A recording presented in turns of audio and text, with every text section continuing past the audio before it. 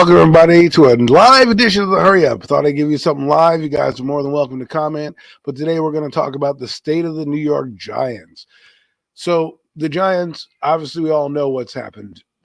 Bad season, fired their coaching staff, got rid of everybody, got a new GM, a new head coach, new coaches all around, and basically are headed in a new direction. And so today we're just going to quickly have a quick live with people to just talk about, what's the state of the franchise is, right? So I feel the Giants are on their way in terms of what they're doing. Let's talk about the GM. The GM comes in with a lot of experience that we all, like and love, and is part of a winning organization. Well, recently winning organization. Let's be real.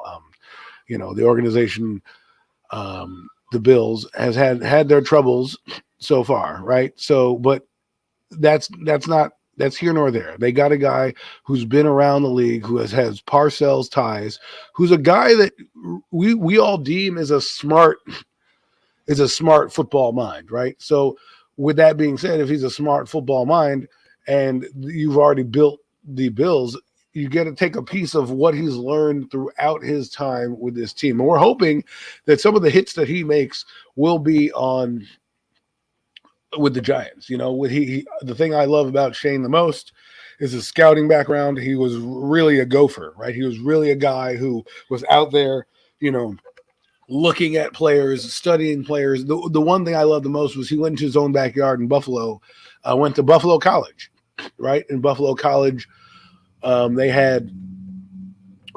they have a college up there, and he went there and he checked all the prospects, and he asked the right questions, the questions that were needed to be asked in terms of, hey, what did this guy do? How did this guy react? How did he act with the coaching staff? How did he act with the cooks in the cafeteria? This is the type of stuff that you kind of unearth, because that'll get you what kind of guys that you are a part of. What's going on, Giant Opinion Sports? Thanks for checking into my live stream. You do great videos. Giant Opinion Sports, sub up to that guy. He is a great content creator, gives you all the details you need on every prospect. He had a guard prospect that he liked, and I told him I like Affetti because of the versatility of that player. But we'll keep going with the state of the franchise. So anyways, Joe Shane was a guy that, unearths what you need to unearth when you're looking for a draft pick. I think, that's what you need. You need that type of guy. What's going on, Miz? How are you? You need that type of guy to kind of get those details out there. So when you're making a prediction, you can get the right information. I think that's what is needed when you're going through a draft process. Is the right information is needed. It's there, right? And so for me, if you really want to know what I believe, that's what I believe, is you need to be able to have a guy come in and unearth every detail. Now, the other thing that is Brian Daboll. The communication level is good. I'm hearing that the atmosphere in Giants land is already better. That's what you need. You need a coach and GM together, simpatico, that are going to have the same direction, right? And if everybody in the building is leaking out that it's already a better environment, we're already on the right track. Because last year, I think what happened was Joe Judge and Dave Gettleman were the same kind of guy, butting heads, my way or the highway type guys. And when you have those guys, it's hard to, get draft picks and get actual players that want to play for you and have a direction going on. So that's what I believe is happening. And I feel like, when you do that, you're going to build a better team. So let's move on to Brian Daboll. Brian Daboll getting Mike Kafka, getting Wink Martindale. These type of guys are really the guys that that you really want to bring in. The reason why you want to bring a Wink Martindale in is he's going to change the course of this defense. Now, I know Patrick Graham was good, and nothing wrong with Patrick Graham. The only thing I didn't like about Patrick Graham's defense was stop somebody inside of 2 minutes in the half, right? They gave up like 70-something points inside of the half. That is ridiculous. That's a ridiculous amount of points to be given up in halftime, especially when you had the leads and things like that. You would go into the halftime, you're like, oh man, we have a chance to do it. And then inside 2 minutes, the defense has been playing great all game, and you need the momentum going into that half, and they let up a score, whether it was a field goal or a touchdown.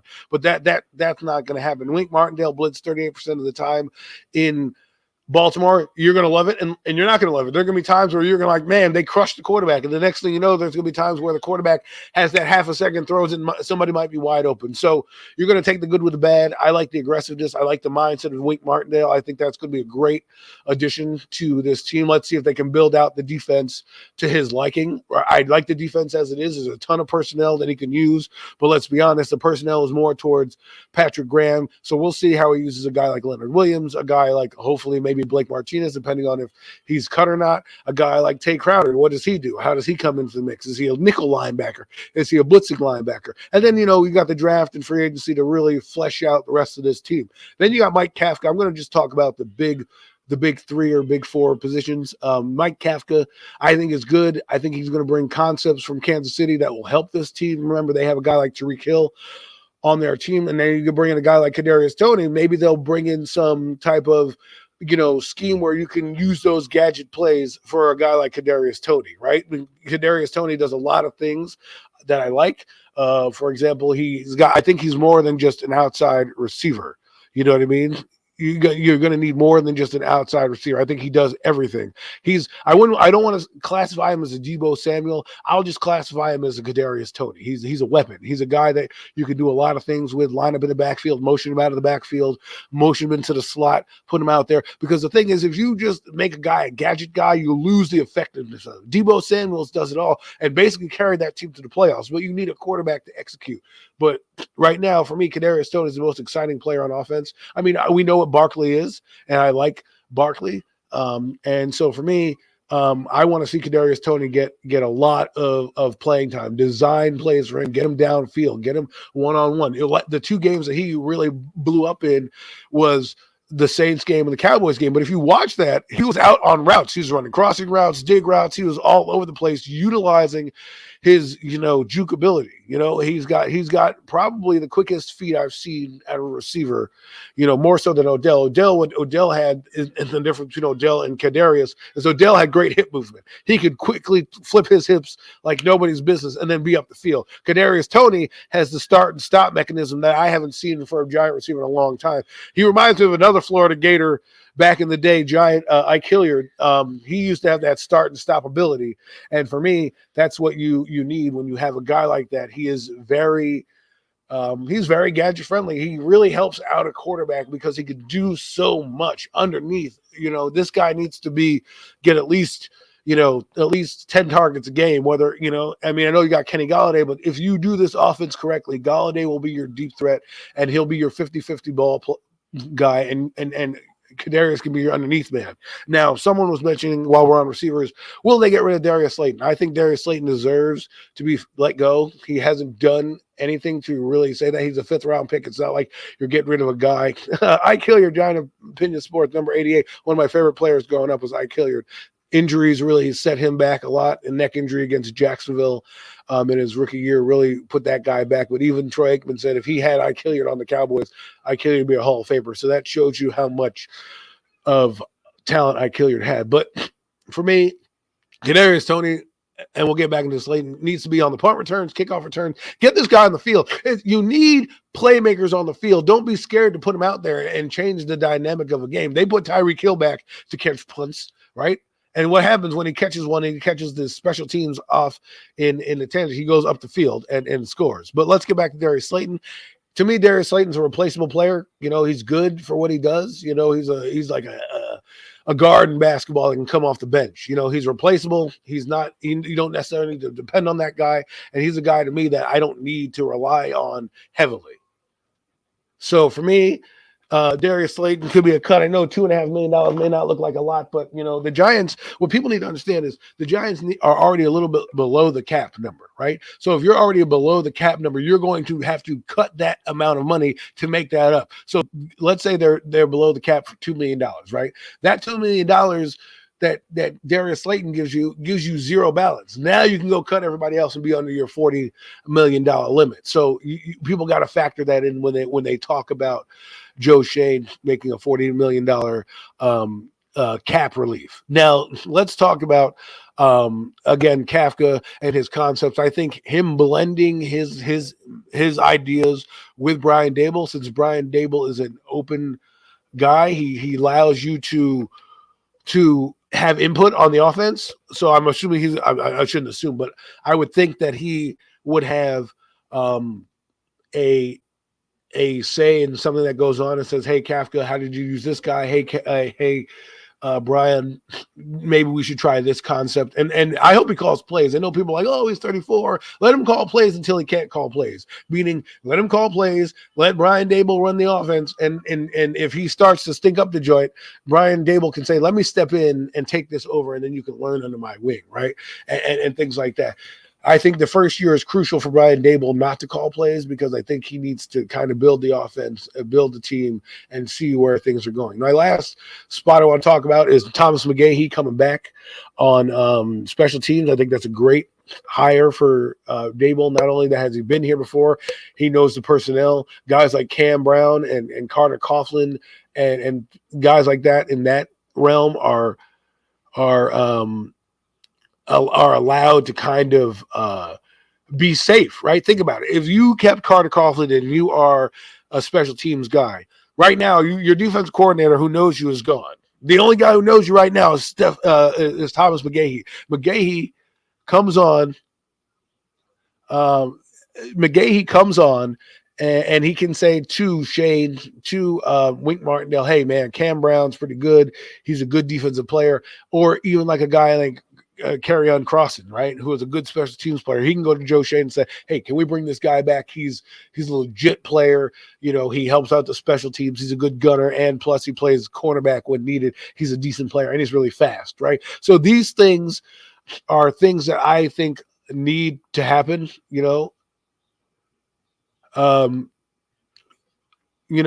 Need to happen. And I want to see, I think it's good when you have a coach with familiarity like Jerome Henderson, right? Let's get into him real quick. Coming back as a defensive backs coach really allows him to be like, "Hey, listen, we need Bradbury, or if you're running this defense, this is what Bradbury can bring." Now, I don't know if Bradbury is going to need to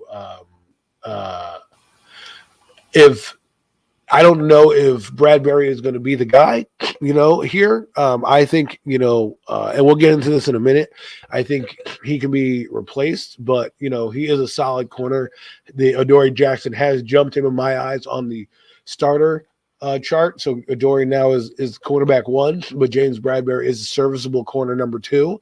But it's his cap number that's high. So let's get into that. We touched on some of the coaches I wanted to touch on, but let's get into some cap guys and what might be happening. The thing is that I would like to mention about the cap guys is this. When you get under $40 million, guys are going to be let go, traded. Guys you may like, guys you may not like. Let's get into one that everyone's talking about right now. I just mentioned James Bradbury. We'll get into him, but there are 18 free agents on this team. 18 free agents. And there are 3 or 4 guys that maybe more that are going to be cut. So we'll use 4, for example. That's 22 guys you're going to need to replace, not including the exclusive rights free agents who you may or may not bring back. And I know they have future deal guys like Davis Webb. People were talking about Davis Webb. Davis Webb's a teacher's assistant, okay? That guy ain't here for nothing more than to hold the clipboard and make sure Daniel Jones' nose is powdered when it needs to be powdered. You know what I'm saying? He ain't here to be a backup quarterback. He ain't here really to start. He's here to kind of convey the concepts of Brian Dable's offense to Daniel Jones. And he's a camp body. Remember, you start practice in April. In April, you start practice. In mid-May, you have OTAs and field work. You're going to need bodies to throw the football around. And let's be honest, Brian Lewerke and Jake Fromm aren't the guys I really want to have as a quarterback. And guiding my team. Last year, they weren't the best, but they're mentors, so they're there. But anyways, getting back into this $40 million. So when you cut a guy and you have 18 guys you need to bring in, you need to replace them with guys. Now, we know we have Aaron Robinson on the field, but to me, a guy if you cut Bradbury, it makes me believe that maybe at seven, folks, not five, at seven, a cornerback may be in play. Now, that may not be the move that people want, but if the sauce is there and Wink Martindale's banging on the table saying, listen, I need this guy. You just cut my best corner. Aaron Robinson's the third round pick. I love him, but, we need to develop him. You got Darnay Holmes, who people forgot about because he got injured. You have Aaron Robinson. You have Rodarius Williams. You have Jerron Williams. You have Adoree Jackson. You got a lot of guys in the cornerback room. It would not surprise me if they decided to go with a guy like that. Now, I'm not for that, but again, let's keep going down the list. Now, you cut James Bradbury, you're going to need to replace him at some point. Blake Martinez is an intriguing thing because to me, there could be a thing where you cut him and then bring him back later on a different deal, or restructure his deal. I really don't want to restructure deals right now because I want as much cap space in 2023, depending on how this team, fleshes itself out in the season next year. If people are saying between 6 to 8 victories that they're going to have next year, right? So if you're thinking about that, if you got to that 6 to 8 range, you want that money to come in to fill out your roster. You want that money to come in here and help flesh out some stuff that needs to be fleshed out. Whether you need a new cornerback, a new linebacker, it depends on the draft. And I think Joe Schoen knows that he needs another bite at the apple for this draft. He's going to want more draft picks, and more draft picks. So, if you get more draft picks, that allows you to do many things. You get to fill out your team, replace all the 18 guys that you need to replace. Remember, right? Those are the guys that are the ones that are needed, right? This draft, I think you're going to come away with a lot of how should I put this? You're going to come away with a lot of stuff that is undrafted free agent wise. Remember, because if you look at undrafted free agents, last year the Giants only brought in like 2 guys, like 2 measly little dudes, right? A couple of linemen that nobody in their right mind even knows about, right? Nobody in their right mind thinks Brett Heggie is going to be on this team, right? He's just a camp body right now. But, this allows for greater scouting, greater depth. Like there's many players that are going to come in here. So don't just limit it to, this cornerback or this player. Look at the draft and look at free agency entirely. Like I said, Giants Opinion Sports gives you some good prospects. Look at that. The Hubs stream, he has some good prospects, good mock draft out there. So take a look at those things if you got a chance. Or get Dane Brugler or Daniel Jeremiah or Bucky Brooks. Look at them. Look at the top 50 players, because there's going to be a lot of guys in there that the Giants can get. Blake Martinez, like I said, will he fit the defense of Wink Martindale? I like Blake Martinez. I always thought he was a good player. I thought when he came in that people didn't understand what his role was, because when he came in the first time in the offseason of 2020, people were complaining, he only did players. He made plays from like 5 yards downfield. Well, that's what he even came in and talked to Carl Banks and said, that's how they utilized me in Green Bay. Which means you can't just look at a player and say he doesn't fit our system, because you don't know what they were asking him to do with a specific team. And that's why I think fans get lost. It's like, he doesn't fit our squad. Well, how do you know? How do you know? Well, you see his highlights or his lowlights or whatever you want to call it, and you say, well, in Green Bay, he didn't do this, or in this place, he didn't do that.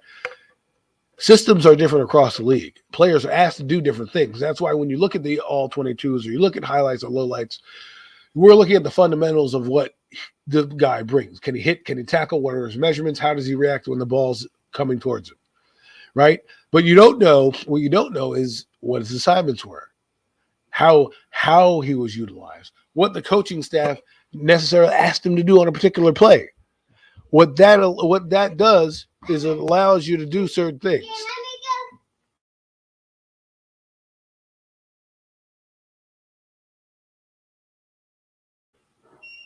Sorry, folks. I'm the only one here, and sometimes your kids get in the way. But the point is that Blake Martinez is a great player, a good player. I shouldn't say great player, good player that any team would be happy to have. And so when you're happy to have that type of player, you need to see if you can utilize him. Now he's coming off a knee injury for a linebacker that's sideline to sideline. We need to figure out if that knee is healthy, A, which I think it will be. B, he's only got one more year on his deal. So do you keep him here and kind of have him anchor and be the leader of your defense? He really was missed last year in the run game. I know we missed Dalvin Tomlinson, but I think having Blake Martinez and his experience to help line guys up really affected the defense in certain areas. But that's going to be on Joe Shane. I know that he's from the previous regime. And to me, if you're gonna break it down, you need to cut everybody, right, from the previous regime. Make it your team, your identity, right? Because unless there's only like 3 guys in this team that I deem worthy to keep, and that is Xavier McKinney, that is Kadarius Toney, that is Andrew Thomas, and Azeez Ojulari. 4 guys. Those to me are my locks. Those are my lock guys who, if I'm Joe Shane, those guys are not going anywhere. Nowhere to be found, right? Those guys are my ride or dies. I'm going to war with those guys, especially Azeez Ojulari and Xavier McKinney and Andrew Thomas. Those guys are very much, to me, foundational pieces. I know Andrew Thomas just had his ankle worked on. I hope that doesn't become a problem. But for me, that's a player that I think needs to kind of be evaluated deeply, because because the thing is, the more the Giants, I do believe are gonna nuts and bolts this type of rebuild. If you watch, people are gonna laugh at me in this corner. You watch HGTV and they do them home renovations and stuff. And they, gut the whole house and, leave up certain spots or redesign certain things. That's how this team needs. It needs to be gutted. It needs to be bare bones, take everything down and redo it, right? And I think that should allow your expectation levels to be. I know everybody wants to be excited. A friend of mine, Lou, G Nation Inside Sports, he believes he's on that bullshit, that 11-6 bullshit. Hey, and that bullshit you're allowed to be on. After the Super Bowl, everybody's 0-0. Go ahead, talk your bullshit. But for real, I believe. Hey, there he is. Speaking of the devil, G Nation Inside Sports. I just mentioned you, and here you are now. It's almost like you're watching me. I mean, yeah, literally you are, but. G Nation said it best. He's 11-6 on that bullshit. Now, that's it's a fun take, but you're 0-0. Everyone's allowed to be on the bullshit, but to bring it down nuts and bolts, you got to be like a house in renovation mode. You really got to really gut it and really see what you want to keep, what you don't want to keep. I know everybody's like, oh, Daniel Jones. Let's get into Daniel Jones. Oh boy, I love me some Daniel Jones. I like Daniel Jones coming out. Think he was a solid prospect. Think he had a lot of growth to be done, but these last 2 years he regressed, and you can blame it on coaching, you can blame it on a myriad of factors. I'm going to put it on him. And the reason why I'm going to put it on him is other players have been in situations with coaching changes and things like that. I need him, Daniel Jones, and I know Giant Opinion Sports doesn't really like talking about Daniel Jones and the excuses that are made. So I'll try to eliminate the excuses and try to give you some things that I see that I think need to be cleaned up. One is pocket awareness needs to be cleaned up. Now, when we get an offensive line in here, because Joe Shane with the 5th pick, unless it's Kayvon Thibodeau sitting there, and even Kayvon Thibodeau, you can probably get him at 7 just because I think Carolina will, might go with a quarterback, but hey, you never know. Maybe they'll want to pair him up with Brian Burns and say, Thibodeau and Burns on each side. But let's just, for argument's sake, say Thibodeau's off the board. You get a lineman there, you're pick of the litter, whichever one you like. It's your flavor, right? You like Neal's there, pick him. You like Icom, you pick Icom. You like Cross, pick him. Whatever guy's going to fit your system, you pick him, right? It's like the 2020 draft. You had, Thomas, Wirfs, Willis, and Becton, right? Whatever one you wanted. Apparently, Andrew Thomas was the safest of all those choices, and Wirfs was the highest ceiling, but Andrew Thomas could end up being a perennial Pro Bowler, which he's already ascending. So it's your flavor of the month, right? But me, what I would do is I would bring in a couple free agents, probably a free agent center. I like the one that Giant Opinion Sports had. He said Austin Corbett. I think that would be a great center addition, and then you can bring in another guard, right? So people keep sleeping on Shane Lemieux, and they brought him in here. He's got starting caliber talent, right? I mean, he was a 5th-round pick that ended up taking a spot from a guy that was a 2nd-round pick in Will Hernandez. I know Hernandez had some issues, some problems, COVID, injuries, but he never relinquished that spot. Then there's a guy that the Giants used a draft pick on, Brent Bretterson. I know people aren't going to like Bretterson. I know, guys like Talking Giants, Bobby Skinner said that there's a limit to his game, but my point is that you got guys in here that this doesn't preclude you from using those guys. We got like Shane Lemieux gets his knee fixed, and now you have 3 of the linemen that you can get in there, right? You have Thomas, you have Lemieux, and now you can draft a tackle. So what happens is once they go through these player evaluations, right?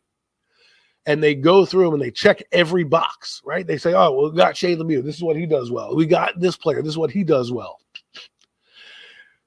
It'll allow you to not be as cognizant of being desperate in the draft. And what I mean by desperate in the draft is people want to take a lineman, right? But you want to take the right lineman. You don't want to force a pick because you need a lineman. You want the best player available. Now, if best player available meets your need, right? Let's say Neil's there. I like Neil. Neil has versatility. He's played tackle. The reason I'm saying that is people are like, oh, I like Icahn. Well, Icahm's played guard and then moved to tackle. Yes, he played well at tackle last year, and I like the versatility. But sometimes you want a guy that has the experience. Andrew Thomas, look at him. He played tackle all 4 years at Georgia, right? So he's going to come in and have that muscle memory of playing tackle. Right? He's not going to have to be like, well, am I coming in to play guard? Am I coming in to play tackle? Where do I need to focus my attention? Because as much as I like the versatility of guys, and I mentioned that to Giant Opinion Sports, I don't like that for this reason. When you do too much, you can't focus on one thing, right? You can't focus on honing your craft to tackle because you now have to go sit down and study what the guard does, right? Now, if you're telling me that you want to get him at reps at guard, in the offseason or guard functionalities throughout the downtime, okay. But for me, if I get a rookie in there, your head's already swimming. Your head's already all over the place, right? You got to get your agents, you got to get your house, you got to get your house, all these things that come into play that we tend to forget because we play Madden and we just click a button and the guy's on our team and away we go. Right? There is a human element to these factors. And I like to have people understand that, you start a new job, right? You don't know your boss. You don't know where the cafeteria is. You don't know, when your lunch break is. You don't know when certain things are. You have to learn the language and learn the layout. And that's what the same thing is for, I think, this team, right? I think when you bring in rookies, that's what stunts their growth. We think, oh, he's a first-round pick. He needs to play. But anyways, I'm going off on a tangent. I was supposed to be talking about Daniel Jones. So Daniel Jones to me, it got all the prospects you look at. If you were to take Daniel James' name off the list and just put him at QB, right? And you put his attributes down, 6'5", 220 pounds, runs a 4.5 in the 40, you're probably going, man, who is this kid? I need to know him. Then you put Dan Jones there, and it was like, I think Dan Jones got a bad rap for a few reasons. One, people hated Dave Gettleman. So no matter who he picked, they hated him. Second thing is when he gets booed on stage, Dave Gettleman might have panicked a little bit because there are rumors that other teams wanted him. Well, guess what? You can't wait till 17 as much people wanted to get him at 17. I wanted Josh Allen, but I understood why they took Daniel Jones. Well, that's another thing that people forget about, right? And so now you factor that in, all the hate that went in with, that. Then they draft a quarterback that nobody knows from Duke. Then he comes in, has an offense that's built for him, the West Coast offense in Pat Shurmur. Has 18 fumbles, right, that people talk about. And those fumbles, if you break them down, 6 were on him, 6 were on the offensive line, and 6 were just great plays by the defense, right? And that's what happens. But getting into certain things that I need Daniel Jones to improve on, pocket awareness. When you drop deep, you need to be on the balls of your toes. Why? Because Nate Solder, and I'll use him even though he's off the team, but for just this example purposes, Nate Solder, you watch him in New England, he has the same move he did in New England as he's doing in New York. He just guides his defensive player out as deep as possible. What happens, though, is if Daniel Jones is dropping back that deep, the guy is going to be able to come around and just tap the ball out or sack him, right? A lot of the sacks that come in were on the tackle end. Now some of them came interior wise, and this is another thing that Daniel Jones needs to work on. If you see the tackle or a guard getting pushed into your face, move left, move right. That's one of the things he doesn't do well, and I hope he works on in the offseason, because he did limit the turnovers, which I also think has stifled his aggressiveness downfield, because when you limit turnover, what you need to tell Jones is just let it loose. Let loose. Remember Eli Manning? People forget about Eli Manning.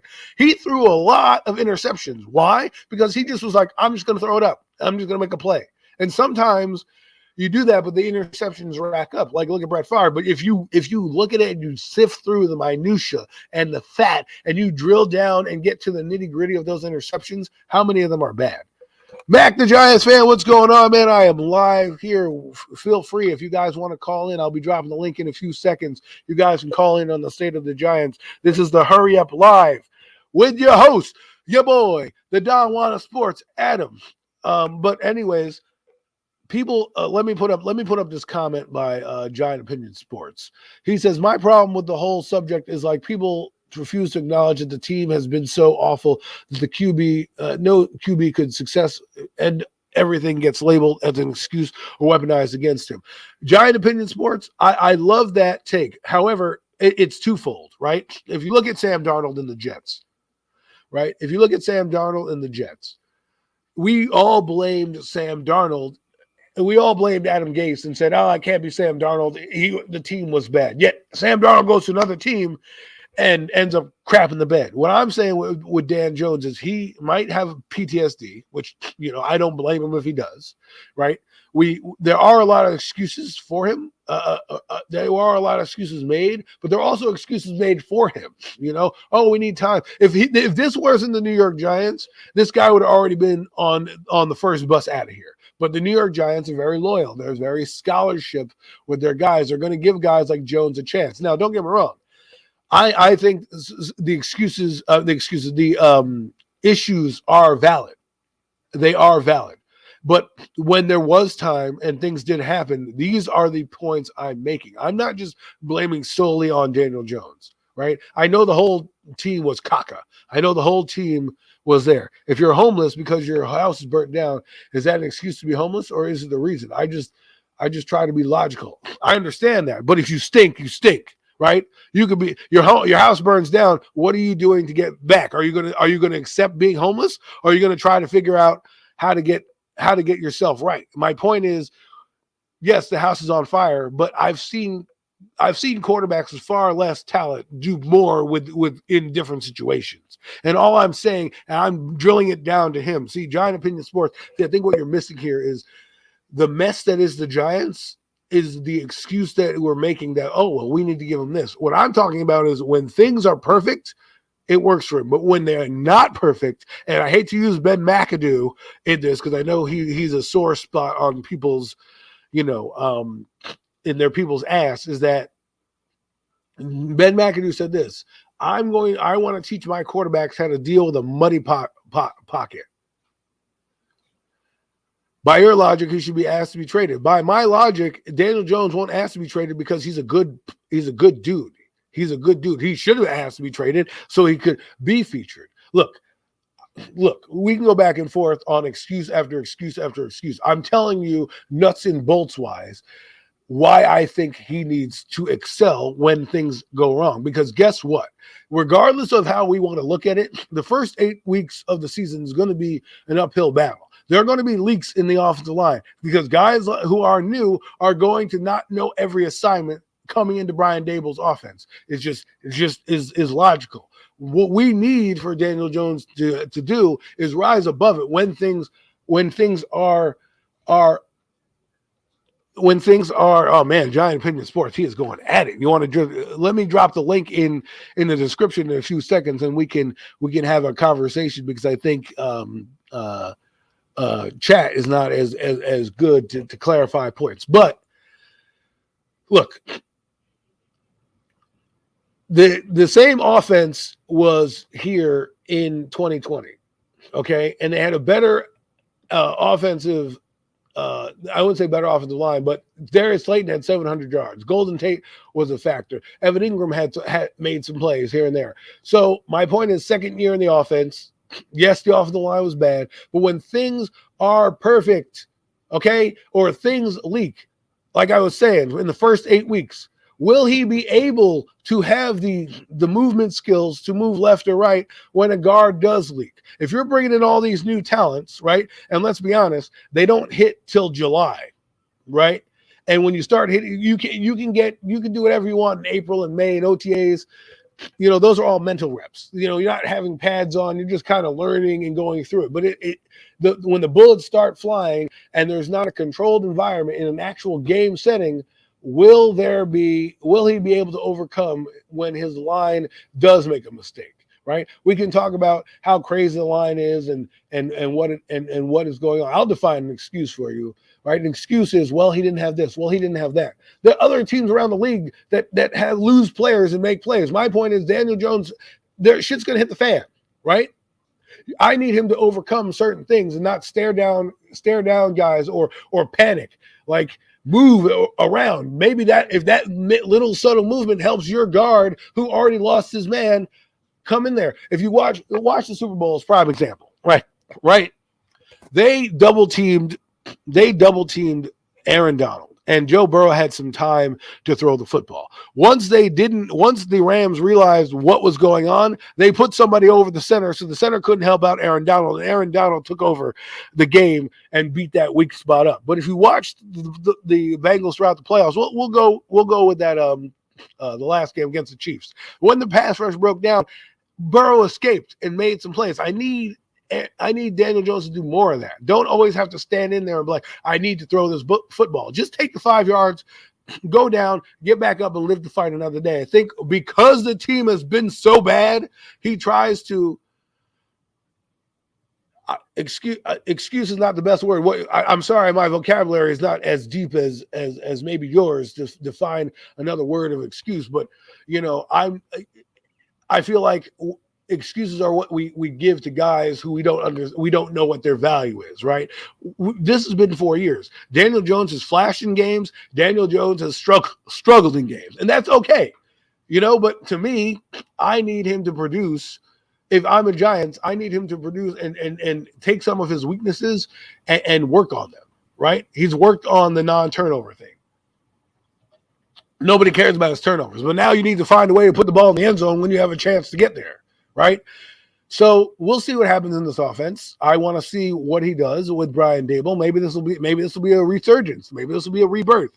But the line will break down because you can't keep everybody out forever, right? You just can't. So they're going to play guys like Fletcher Cox. They might play Aaron Donald, depending on if he comes back. They might play good defensive tackles and defenses who are going to beat up your rookies. It happened with Andrew Thomas. You know, I know it's the worst O-line in football. You guys are not understanding my point here. The things I'm talking about are Daniel Jones fixable things he can adjust with. We understand the O-line stinks. Now y'all get me fired up. Now y'all are getting me fired up because I understand it's factual. We know the offensive line stunk. I get it. What I'm talking about is when the offensive line decides to break down because one guy leaks out, will he be able to adjust and make that play? That has nothing to do with how bad the offensive line is. Listen to what I'm saying. This is what I'm talking about by making excuses. Well, the offensive line is bad in football. I understand that. We've already established the offensive line sucks. So is Joe Shane and everybody else. What I'm saying is this. Is when the line breaks down, will he be able to make the play necessary to move the football downfield? His mental processing. That's what we're talking about. People tend to, the offensive line is bad, and that's what makes Daniel Jones bad. No, maybe Daniel Jones is just bad.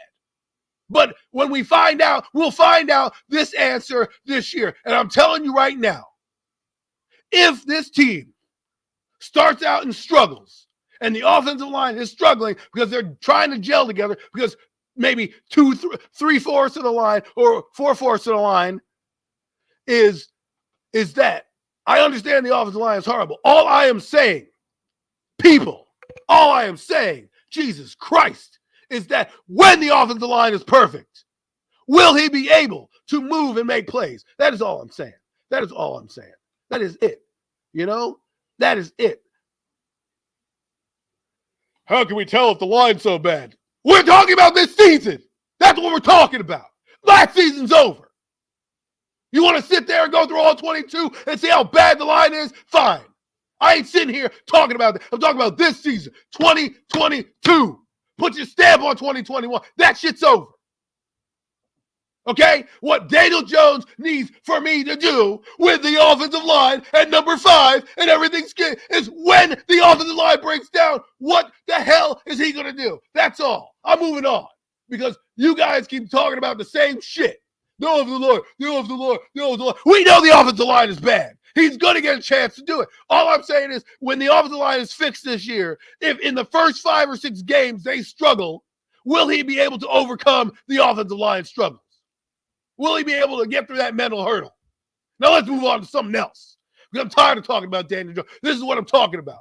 People are so worried about, the offensive line is bad. Yeah, last year it was bad. But I guess we can't watch film and look at what he actually does when the offensive line does block for him. We want to throw that out there. You know, when the offensive line does block for him, he throws an interception because he's trying to force the ball in there.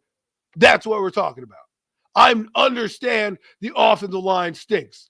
I understand the offensive line stinks. Got it? I understand that's a factor in why he sucks. But this year, going forward, if they draft a guy at 5 and bring in some free agents, it's going to take some time to gel. Will he be able to overcome the leaks in the line? Will he be able to move his feet, to shuffle left and right? That's all. Because I'm sitting here and people are telling me, the offensive line this, the offensive line that. Sure, guys offensive line. Joe Burrow had the worst offensive line in football. And he somehow made it to the Super Bowl. One of the worst offensive line. Then when the Rams decided, we know we're going to ISO that one, the weakness in the line, guess what happened? That number 77, he was a turnstile. And Burrow couldn't get away from certain things. Daniel Jones needs to be able to get away from certain things. Well, I don't care about it's gone on for a decade. I get it, bro. We're not talking about the last decade. We're talking about this season. It's not my fault that Dave Gettleman tried to draft guys and they turned out to be bums. Jerry Reese drafted guys and turned out to be bums. Justin Pugh, 2013. 2014, Weston Richburg. 2015, Eric Flowers. Need I go down the damn list? Then in 2020, he drafted 3 guys in 2020. Not to mention, in 2018, he drafted in 2018, he drafted Will Hernandez. He brought in Nate Solder and Patrick Omameh. Is it my fault that Patrick Omameh stinks? We had Hal Hunter coaching them? Come on. I understand it's excuses, but Jesus Christ, people.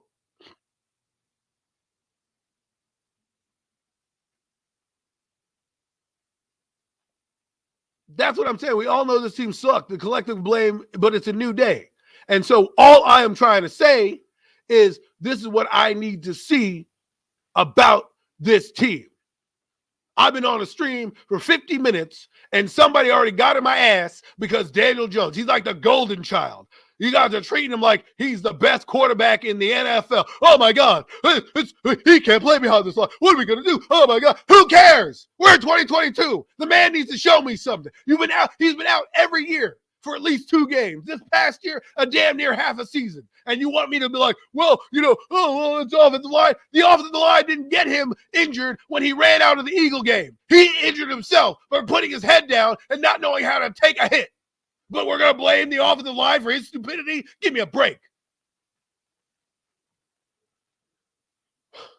Let me take a deep breath. Woosah. Let me take a drink. Let me take a drink. I love you guys in the chat. This is why I did a live in the middle of the day, early on.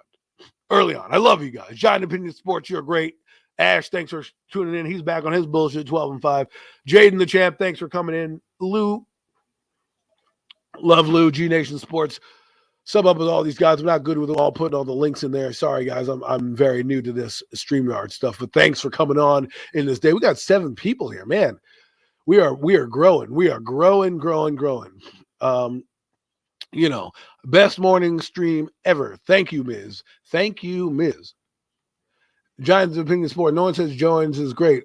We just want a fair evaluation. We've been saying that for the last 3 years. Yeah, go figure. Again, next year he's going to get injured, and we're going to be like, well, we should bring him back because one guy injured his hamstring and then the blah blah blah. Whatever, man. I'm done talking about Daniel Jones. Right? You want to talk about Daniel Jones? Call him up. You can talk to him yourself. Okay? Because I'm tired. I'm moving on to the next thing I want to talk about. Because see, Daniel Jones is like, oh well, we need an offensive line. Well, when you get an offensive line and you're installing a new offense, and there's going to be mistakes made because the receivers are going to pretty much be new, the tight end is going to be new, the entire offensive line is going to be new, and then we're going to be like, well, it wasn't his fault.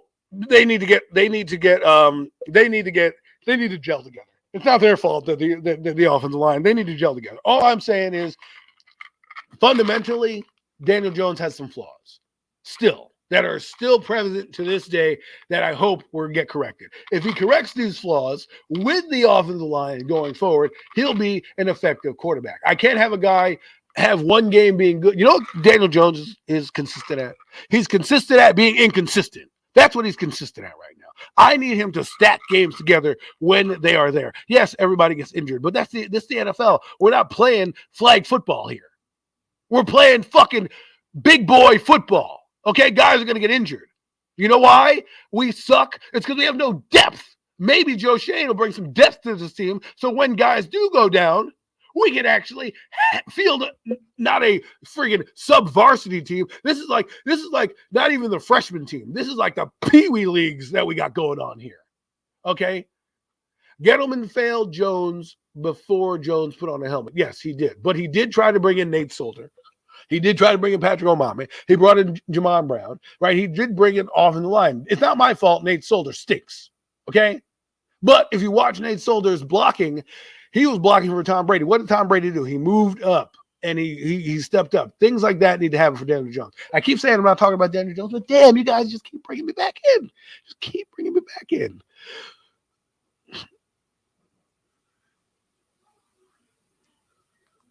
I think you need to have this conversation on Twitter. Well, I'm having this conversation with you. So if you don't like it, too bad. I'm not going on Twitter to talk to these people because, all I'm telling you is what I'm seeing. You don't like what I'm seeing? Okay. That's why it's called an opinion. It's in your name, Giant Opinion Sports, right? You have your opinion. I have mine. I'm telling you why I think what Daniel Jones needs to do. If you believe in something else, then that's what you believe in. I can't change your opinion. I'm just telling you mine. This is what people forget. I'm not on here to change your mind. I'm on here to give you some entertainment and give you my thoughts. And if you agree, great. If you don't, too bad. But now, let's move on. Let's move on. Thanks for getting me all hot and sweaty. God, you know what I'm saying? Just trying to have a show. Giant Opinion Ports. I love you, man. I love you. It's all in love. It's all in love, man. It's all in love. But anyways, let's get on there. Let's get on there. So Brian Daboll's here. He's coming in with a new offense. The defense is new as well. There are going to be some struggles out there, people. There are going to be some struggles. Known NFL people have said that it takes a few weeks to master the offense against live talent. Preseason ain't going to do it. You only got 2 games. You ain't going to do it in April because you're basically getting acclimated to the weight and strength and conditioning program. You're not going to do it in May and June because those are your OTA days. Then you have 6 weeks off to come in. And in July, you're hoping that what you installed in April and May sticks and goes in. You're not playing live talent because if anyone's played football before, yes, you go live, but they don't do much blitzing. They don't do much They do a lot of controlled things. In a game, it's going to be different when they actually game plan against you, and they sit there and they study film for a week, going into the season, and they say, well, what's the weakness on the line? How are we going to do this, right? These are things that are going to have. There's going to be miscommunications. Now, at the end of the year, that's when you're really going to see what this team is about, because I think towards the second half of the season, when they start to understand the concepts, they start to build something, put stuff on tape, they'll have that reference point to go back to. So let's see what misses. But let's truly look at Odell's last 3 years, and I love the guy.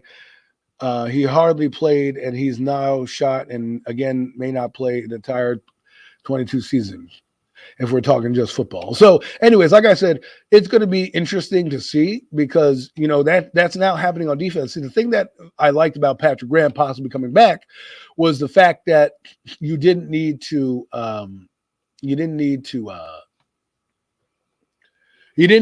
much change in the defense. He already knew the personnel. He knew their strengths. He knew their weaknesses. He didn't need to get to know the guys because he's already been here 2 years. And so that allowed him to have an advantage defensively. Now with Wink Martindale, it's a whole new scheme coming in. It's a whole new set of philosophies, set of ideals. Things that we don't know are going to happen are going to be happening now. So we'll see what happens. I think it's going to take a little while. That's why you got to get in the personnel. That's why I like Joe Schoen, because what he said was he collaborates with his coaches. He's going to ask Wink Martindale, hey, what do you need? What do you need defensively? And we're going to talk about free agents, right? Free agents, you can get a lot of guys. I know that, Giant Opinion Sports, I use you a lot because I like to watch your videos, but he brought up a guy like Hassan Reddick. I would bring in Hassan Reddick as an edge player, as a guy that you could bring in. Like, you could bring in another corner. We're going to see what their philosophies have been. So, I know we're going to see what their philosophies are going to be, because we need to figure out, because this is the one thing that people tend to get mad about, right? Is that when you say a comparison, right? When you say a comparison, it makes you think that person's going to be there. For example, the Buffalo Bills, Josh Allen, Daniel Jones. Here we go again, right? You come in here, you think that everything's going to be hunky-dory, but they built that team up to where it is, right? Same thing with the Ravens. You're going to have to bring in personnel. We don't have Marlon Humphreys here. We don't have some of the linebackers, Tyrus Bowser, and some of the guys that they used on defense here yet. We have talent. We have guys that I hope Wink Martindale is sitting down looking at and saying, I wonder what Leonard Williams can do for me in this defense. This is what I'm saying, This is what I mean. And for me, it's interesting to see, because when Joe Schoen goes, here's the menu I'm giving you, here are the players I want, who's going to check the box? Who's going to check what box where? Who's going to be that guy that says, I need this or I need that?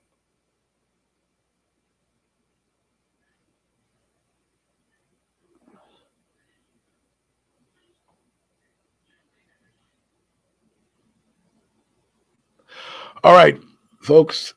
Well, I got to get back to work, but thanks for showing me this, being a part of my stream. Just wanted to get that out there. But hey, it's a new era in Giant football. Be excited. Be part of this excitement with the team, and let's go Big Blue. And thank you, everyone in the chat, for coming in. I know this is a random impromptu live, but I had to bring the hurry up live. I had to do this quickly, and we'll see if I can get these done again. Have a good one.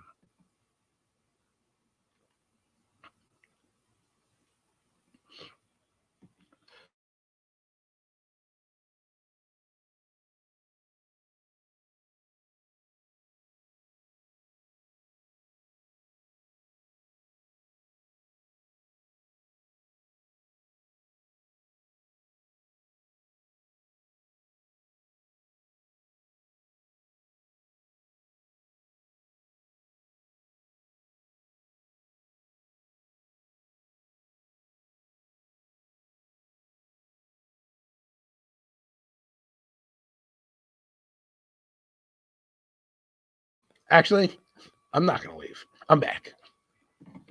But anyways, fellas, people, this has been great talking with you. I'm in a meeting, so I don't want to get in trouble. But to be real with you, this has been a great, great time. I'm definitely going to do this. I hope this is a new thing. Hope you guys are coming up. But this is the state of the Giants. I know I'm still live, Giant Opinion Sports. I'm trying to still be live and work at the same time. So, but yeah, so I will be out. Thanks again and have a great one.